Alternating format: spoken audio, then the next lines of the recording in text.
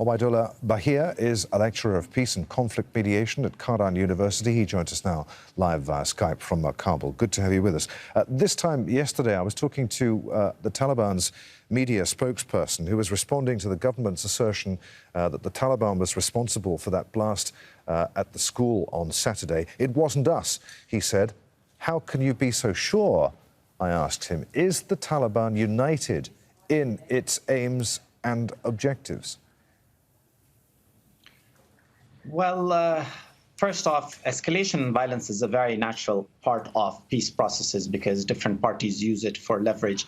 Again, the Taliban denying responsibility serves them very well because they tend to avoid international scrutiny while achieving military goals. The more important and difficult question to ask is if truly the Taliban are not behind these attacks, then there is a group here that has the capacity and the sophistication to carry such complicated attacks. However, there is also a discord, or the better term to be used is tension, amongst the Taliban leadership as well. The Taliban leadership is divided into moderates, that include Mullah Brother and Mullah Yaqub, and on the other end, they're hardliners like Mullah Akhundzada, who heads the Taliban movement. And this escalation and violence sort of creates a polarity amongst them, which makes it very difficult to reconcile visions at the end of the day. The problem with this escalation in violence, of course, is that the Taliban is supposed to be preparing to integrate its fighters into the system. How does it do that when people are so against it because of what it's doing to ordinary people in Afghanistan? Again, the second level of polarity exists among the Afghan society as well. Afghan people don't even understand what the utility of peace is anymore with everything that is happening. We need to also understand that there is